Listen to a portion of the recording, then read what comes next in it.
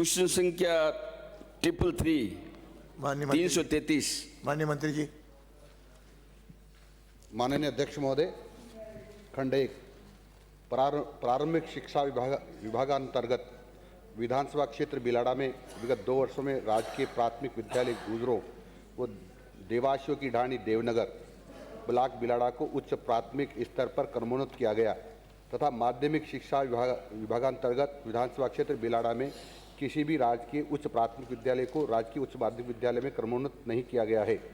माध्यमिक शिक्षा विभागांतर्गत विगत 2 वर्षों में विधानसभा क्षेत्र बिलाड़ा में नवीन संकाय अंतर्गत स्वीकृत किए गए संकाय का विद्यालय नामवार विवरण निम्नानुसार है। राजकीय उच्च माध्यमिक विद्यालय पिचियाक में कलाई संकाय तथा राजकीय उच्च माध्यमिक विद्यालय पालासनी महात्मा गांधी राजकीय विद्यालय खारिया मीठापुरा, महात्मा गांधी राजकीय विद्यालय भटिंडा, महात्मा गांधी राजकीय विद्यालय बीशलपुर और महात्मा गांधी राजकीय विद्यालय तिलवासनी में विज्ञान संकाय खोले गए हैं।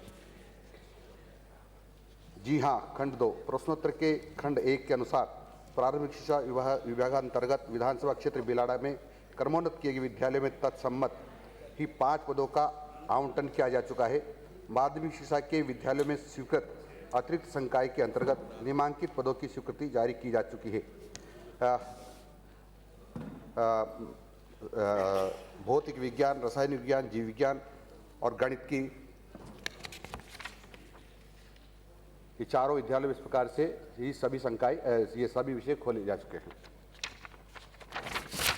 राजकीय उच्च माध्यमिक विद्यालय पिचियाक तथा राजकीय उच्च माध्यमिक विद्यालय पालासनी को स्टाफिंग पैटर्न में सम्मिलित कर व्याख्याता के 6 पद एवं प्रयोगशाला सहायक का 1 पद स्वीकृत करने हेतु कर्मचारी हेतु कार्यवाही प्रक्रियाधीन है। खंड 3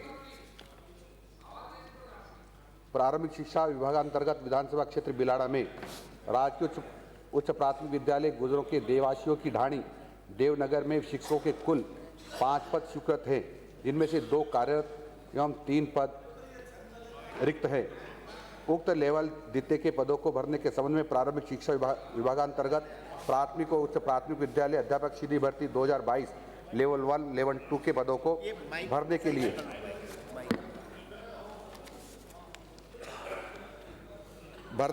के लिए दिनांक 16/12/2022 को राजस्थान कर्मचारी चयन बोर्ड जयपुर द्वारा कुल 48,000 पदों पर विज्ञप्ति जारी की गई थी। उक्त भर्ती अंतर्गत वर्तमान में कुल विज्ञापित 48,000 पदों के विरुद्ध 45,895 पदों पर नियुक्ति हेतु जिला आवंटन किया जा चुका है। भर्ती एजेंसी राजस्थान कर्मचारी चयन बोर्ड जयपुर द्वारा शेष अभ्यर्थियों का चयन कर इस विभाग को अनुशंसा भिजवाए जाने के उपरांत नियुक्ति हेतु आगामी कार्यवाही संपादित की जाएगी। वर्तमान में भर्ती प्रक्रियाधीन है।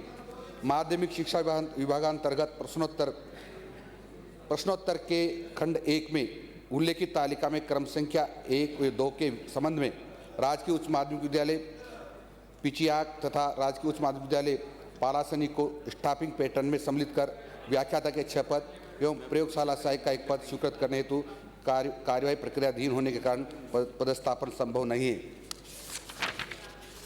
क्रम संख्या 3 से 6 तक के उल्लेखित महात्मा गांधी राजकीय विद्यालय में विज्ञान संकाय के आवश्यक प्राध्यापक संबंधित विज्ञान विषय के कुल 4 पद स्वीकृत किए जा चुके हैं, जिसमें से महात्मा गांधी राजकीय विद्यालय तिलवासनी में व्याख्याता जीव विज्ञान का पद पदस्थापन द्वारा भर दिया गया है। शेष महात्मा गांधी विद्यालय में स्वीकृत विज्ञान संकाय के नवीन पदों को विज्ञप्ति 11/7/2024 की भर्ती प्रक्रिया में से शेष रहे पदों के संबंध में नियमांतर्गत कार्मिकों का चयन कर इन विद्यालयों में पदस्थापन की कार्यवाही प्रक्रियाधीन है। माननीय सदस्यों, दोनों पक्ष से प्रश्न भी शॉर्ट में पूछना चाहिए और उत्तर जो परिशिष्ट में लगा कर दें तो प्रश्न के उत्तर में तो लंबा शायद समय भी नहीं लगेगा। माननीय अध्यक्ष महोदय, मैं आपके माध्यम से मंत्री महोदय जी से पूछना चाहूँगा कि इन्होंने जो 5 विद्यालय विज्ञान संकाय के स्वीकृत किए हैं और उसमें प्रयोगशाला निर्माण, प्रयोगशाला उपकरण और जो विषय प्राध्यापक है और प्रयोगशाला सहायक कब तक लगा देंगे इनमें?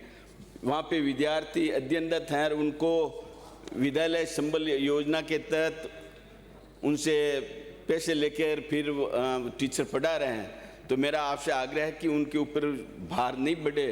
आप कब तक इनको वहाँ लगा देंगे और प्रयोगशाला निर्माण और प्रयोगशाला उपकरण कब तक दे देंगे? माननीय मंत्री जी। प्रयोगशाला का भवन यदि पहले से उपलब्ध होगा तो हम 1 अप्रैल से प्रयोगशाला की सामग्री देना प्रारंभ कर देंगे। यदि भवन उपलब्ध नहीं होगा तो जो हमारा पीएबी है उसमें से जो पैसा आएगा उसमें से निर्माण के लिए स्वीकृति जारी कर देंगे तथा शेष पदों को हम शीघ्र भरेंगे। अगला पूरक।